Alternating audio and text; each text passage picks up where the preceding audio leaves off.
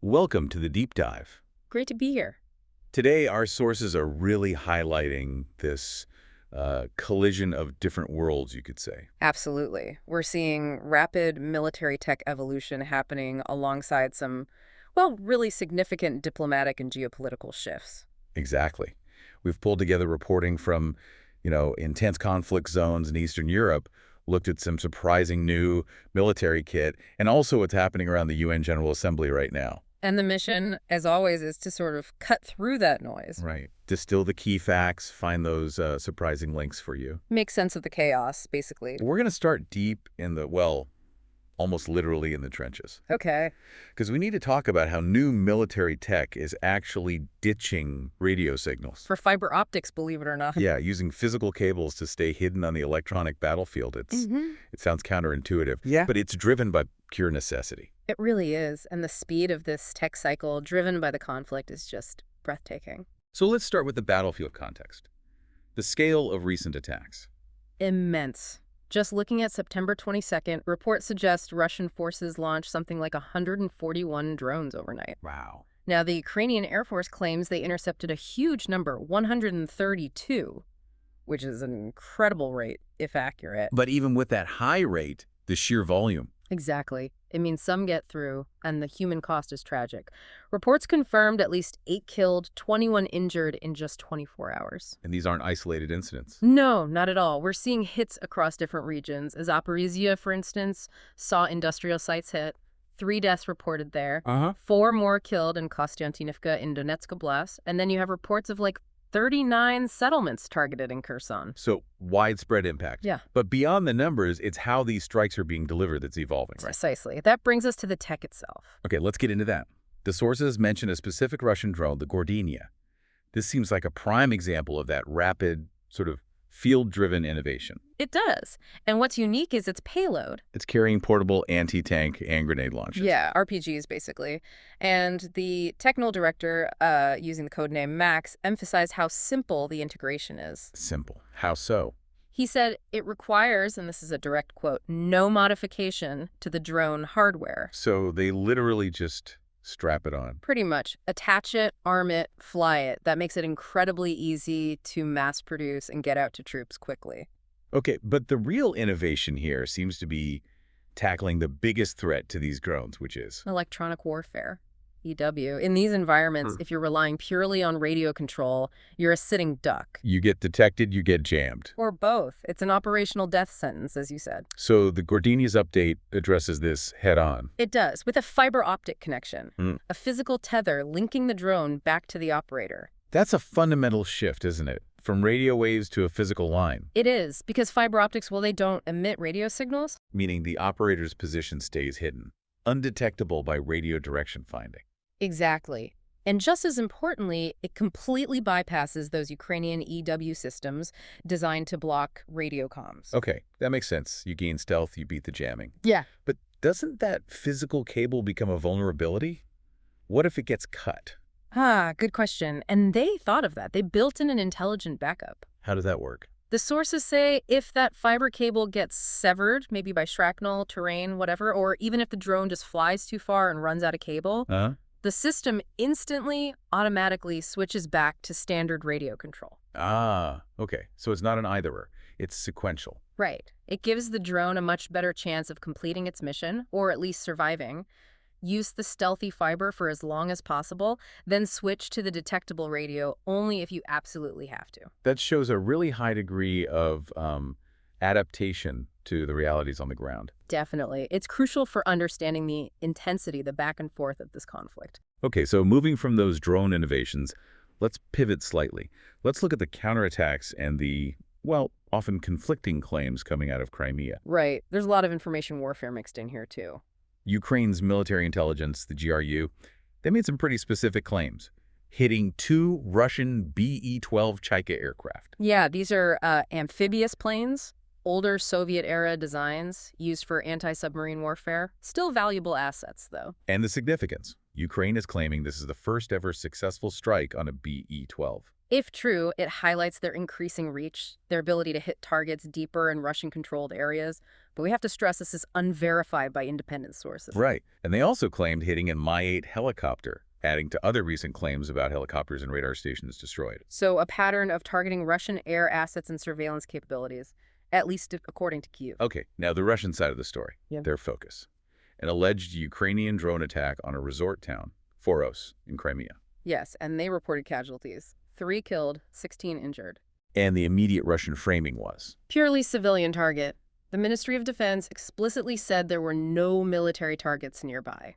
And the Foreign Ministry spokesperson, Maria Zakharova, used pretty strong language. Oh, absolutely. Called it terrorism, and then pointed the finger directly at NATO and the EU, telling them to, quote, look in the mirror.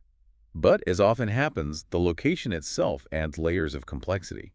Foros isn't just any resort town. No, it's not. It's known as a luxury area, and critically, it's located very close to 4 state-owned Russian dachas. Country houses, basically, used by the political and military elite. Exactly, for security, for downtime. Independent monitors noted it was highly probable that senior officials were actually staying there around that time. So while the immediate point of impact might have been civilian infrastructure, the strategic context suggests it could have been aimed at those elites, or at least sending a message. That seems plausible, targeting their perceived safe havens. And there's a historical echo, too, isn't there, with Foros? There is. It's famous internationally as the place where Mikhail Gorbachev, the Soviet president, was detained during the 1991 coup attempt. So the location itself carries symbolic weight, both historically and in the present day. Makes it a very pointed target, potentially. Definitely adds another dimension to the incident.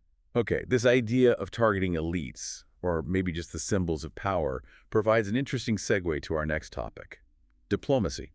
Specifically, Syria's return to the UN General Assembly. Yeah, this is quite a development. After years of being largely isolated due to the civil war, President Ahed al-Raha showing up in New York for the UNGA. That's a big diplomatic signal. How significant is this historically? He's the first Syrian head of state to attend the main UNGA meeting in almost 60 years. 60 years, wow. Yeah, the last one was Nuruddin al-Atassi, way back before the Assad family even came to power in 1971. So Syrian state media must be framing this as a major step. Oh, absolutely. They're calling it historic, a move towards normalization on the world stage. And it follows that meeting al-Raha had with Trump back in May, didn't it? It did. That was the first presidential-level meeting between Syria and the U.S. in 25 years. And after Trump removed sanctions, al-Raha called that decision courageous, historical. This UN appearance kind of cements that effort to rejoin the international community, doesn't it? It seems to be part of a concerted strategy, yes. Rebuilding bridges, regaining legitimacy. Okay, staying with diplomacy, but shifting focus. France and Palestine. There's movement there, too. Yes, significant movement. France is apparently expected to formally recognize the state of Palestine soon. That would be a major shift within the EU, wouldn't it? Potentially quite disruptive, yes. Challenging the existing, often fragile European consensus on the issue. And this isn't just happening at top level. There's grassroots pressure, too. Very much so. We saw reports of 52 town halls across France with places like Saint-Denis, Nantes, actually flying the Palestinian flag. Even though the central government, the Ministry of Interior, had banned it. Exactly. They defied the ban, Yeah. which is a pretty remarkable political statement at the local level. Why did they do it? Was there a justification given? The mayor of Rennes, Nathalie Puré, put it quite powerfully. She said they felt a responsibility to refuse silence and do, quote, everything within our power here and now to end the horror. That suggests a real impatience with diplomatic stalemate, among some local politicians at least. It certainly indicates that the status quo on the Israeli-Palestinian conflict is seen as increasingly unacceptable by many in Europe. Okay, let's widen the lens again now. Global governance, multilateralism. There were high-level talks involving the UN, the African Union, and the European Union. What was the focus? Reaffirming commitments to peace, stability, and crucially sustainable development across Africa. Were specific crises mentioned? Yes. They specifically addressed the really devastating ongoing 3-year war in Sudan, calling for an immediate end to hostilities, and also the continuing violence across the Sahel region, committing to better coordination there.